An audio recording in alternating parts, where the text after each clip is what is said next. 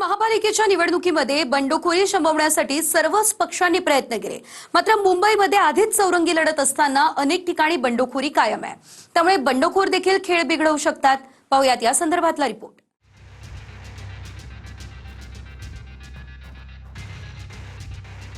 अर्ज माघारी घेण्याच्या शेवटच्या क्षणापर्यंत सर्वांनीच बंडोबांना शांत करण्याचा प्रयत्न केला। मात्र मुंबईमध्ये अनेक ठिकाणी बंडखोरी कायम राहिली।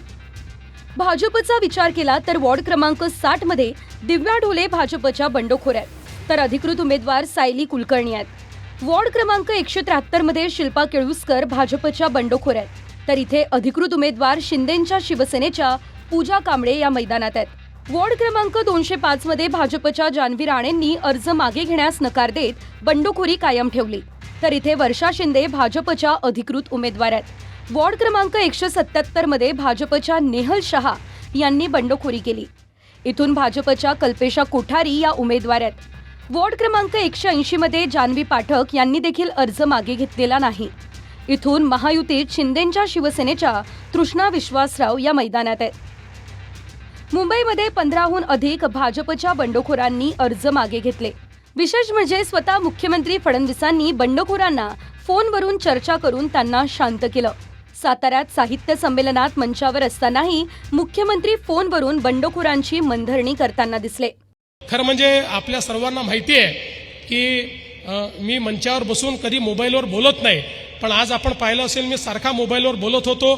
त्याबद्दल आपली माफी याकरता मागतो की आज महानगरपालिकेच्या निवडणुकीचा फॉर्म परत घेण्याचा शेवटचा दिवस आहे आणि सगळीकडे सगळ्या पक्षांमध्ये इतकी बंडखोरी आहे की त्या सगळ्यांची मनधरणी केल्याशिवाय ते फॉर्म परत घेत नाहीत।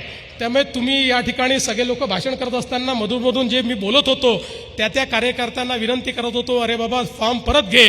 त्यामुळे मी थोडी ही दृष्टता केली आणि या ठिकाणी फोनवर बोललो, त्याबद्दल आपल्या सर्वांची मी क्षमा मागतो। आणि मात्र मी तसा बहुश्रुत आहे, त्याच्यामुळे फोनवर बोलतानाही इथे काय बोलणं चाललं होतं याच्याकडे माझं पूर्ण लक्ष होतं, हे देखील या निमित्ताने सांगतो। मुंबईमधल्या दहिसर आणि मागाठाणे परिसरातील महायुतीच्या सर्व 10 बंडखोरांनी आपले उमेदवारी अर्ज मागे घेतलेत। शिंदेंचे आमदार प्रकाश सुर्वे मुलाला तिकीट न मिळाल्यानं नाराज होते। अखेर मंत्री उदय सामंतांनी सुर्वेंची भेट घेऊन त्यांची नाराजी दूर केली। त्यानंतर सर्व अपक्षांनीही अर्ज मागे घेत महायुतीच्या उमेदवारांचं टेन्शन दूर केलं। ठीक आहे की नाराजी असू शकते, तिकीट मिळालं नाही म्हणून नाराजी असू शकते, परंतु स्वतःच्या नाराजीच्या पलीकडे जाऊन नेत्याचं अस्तित्व आणि नेत्याला जपण्याची जी भूमिका आज प्रकाशदादा सुर्वेंनी घेतली याचा आदर्श माझ्या सकट सगळ्यांनी घेतला पाहिजे असं माझं मत आहे। आणि म्हणून प्रकाशदादांना देखील मी मनापासून धन्यवाद देतो। या सगळ्या गोष्टी अतिशय समन्वयानं झालेल्या आहेत आणि भविष्यात अशाच समन्वयानं चांगलं वातावरण ठेवून मुंबई महानगरपालिकेवर कुठच्याही परिस्थितीमध्ये महायुतीचा भगवा फडकेल यासाठी आम्ही प्रयत्न करणार होतो। मुंबईमध्ये ठाकरेंच्या बंडखोरांनी डोकेदुखी कायम ठेवली आहे। आदित्य ठाकरेंच्या वरळी मतदारसंघातच बंडखोरांनी उद्धव ठाकरेंना घेरलंय। वॉर्ड क्रमांक 193 मधून सूर्यकांत कोळींनी बंडखोरी केली, तर इथून ठाकरेंच्या शिवसेनेच्या अधिकृत उमेदवार हेमांगी वरळीकर या आहेत। वॉर्ड क्रमांक 197 मध्ये श्रावणी देसाईंनी अर्ज मागे घेतलेला नाही। येथे मनसेच्या रचना साळवी या उमेदवार आहेत।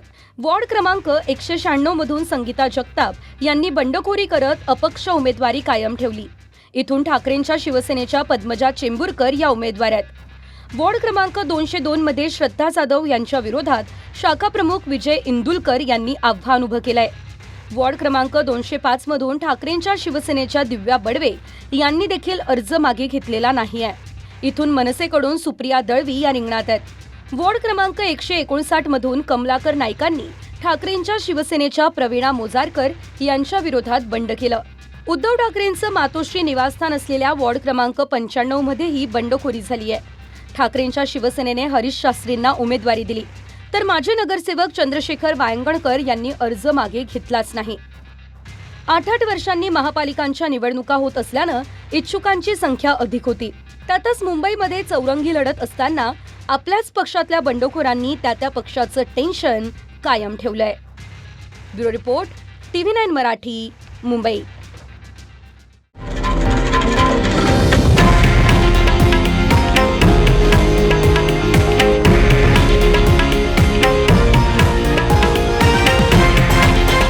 हे आहे देशातील नंबर 1 न्यूज नेटवर्क आणि आपण पाहत आहात TV9 मराठी, एकमेव.